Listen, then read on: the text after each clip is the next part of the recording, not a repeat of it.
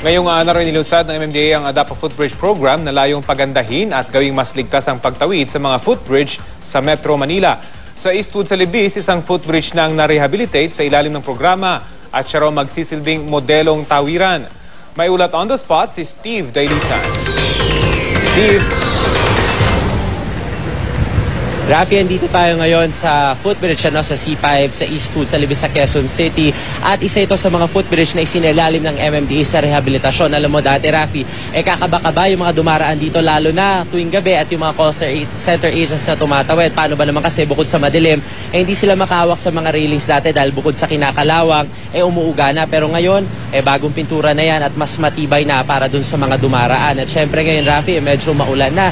Kaya ang ginawa ng MMDA at itong pribadong kumpanya na nag-sponsor nito ay nilagyan na nila ng polycarbonate na bubungan ito para nang sa gayon ay hindi na mababasa yung mga dumaraan. Alam mo, karaniwang problema at karaniwang na ire-report yung insidente ng snatching at holdapan sa mga footbridge kaya yung iba natatakot tumawid. Kaya nga ang ginawa nila, naglagay na rin sila itong CCTV camera, 4 yan, Rafi, para mabantayan yung galaw ng mga taong tumatawid dito sa footbridge na ito. Liban pa dyan, Rafi, yung 5 security personnel na itinalaga ng pribadong kumpanya para nang sa gayon masiguro yung seguridad ng mga tumatawid dito. Alam mo ba, Rafi, meron na rin silang nilagay ng mga plant box dito para kahit paano presko. Bukod dyan, kung ikaw raw sakaling tawagin ng kalikasan sa iyong pagtawid dito, may ilalagay din sila na restroom sa ibaba. Ayon kay MMDA Chairman Francis Tolentino, walang ginasta ang gobyerno sa pagre-rehabilitate ng footbridge na ito dahil sinagot ito nung nag-adopt na private company. Pero ang problema, 78 na footbridges pa sa buong Metro Manila yung kinakailangan sa ilalim sa rehabilitasyon dahil karaniwan sa mga footbridge, pag iyong dinaanan, talaga namang punong-punuin ng vendor, halos hindi ka na nga makadaan dahil naokupahan na nila.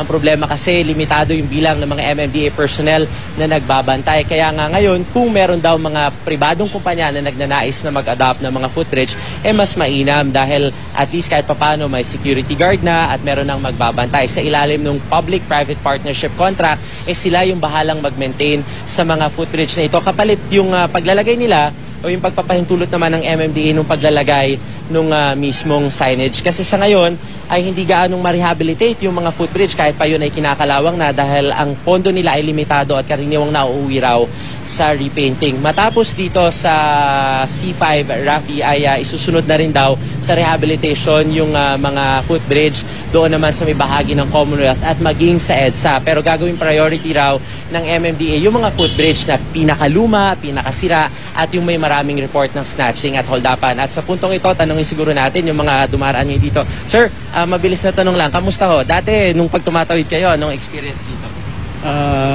Medyo maayos naman. Pero mas maganda ngayon. Mas maganda ngayon. Kasi inayos na nila tong footbridge. Mas secured ho ba kayo? Tingin nyo kasi may mga nagbabantay. Okay na. Okay, mas secured. Pero yung ibang mga footbridge na natawiran nyo na ho, o tinatawiran nyo na. Yung mga iba, okay naman. Mas maganda yung experience dito. maraming salamat. Ayan, Rafi.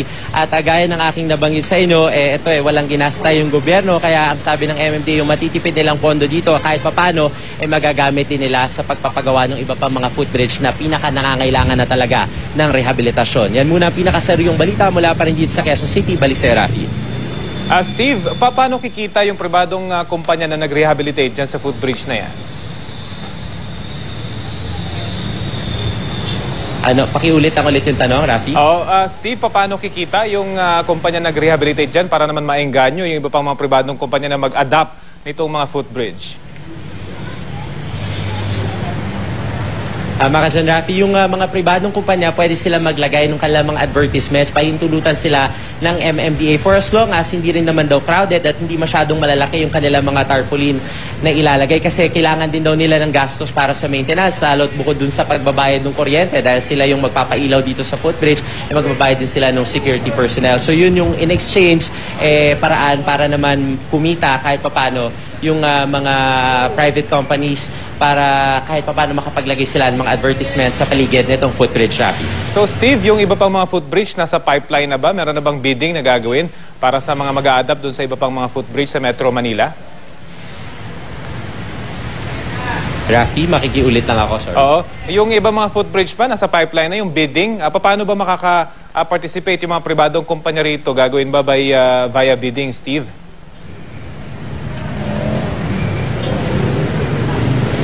Ang kailangan lamang nila, Rafi, makipag-ugnayan sa MMDA kasi ang MMDA bukas daw sa public-private partnership na ito, lalo pat napakarami ng mga footbridges natin dito sa Metro Manila, pero karamihan doon kung yung matatandaan, 2,000 pa isinagawa, pero ngayon halos kinakalawang na talaga. So kinakailangan lamang ng mga kumpanya makipag-ugnayan sila sa MMDA at pwede rin daw na yung footbridge na ito ay ipapangalan na rin eventually sa kanila or bibigyan sila ng authority para sila nga yung mag-maintain ito. Pero may certain period lamang, Rafi, na pwede nilang i-maintain ito. Depende dun sa kontrata na kanilang pipirmahan sa pagitan nila at ng MMDA, Rafi. Okay, maraming salamat, Steve Dailisan.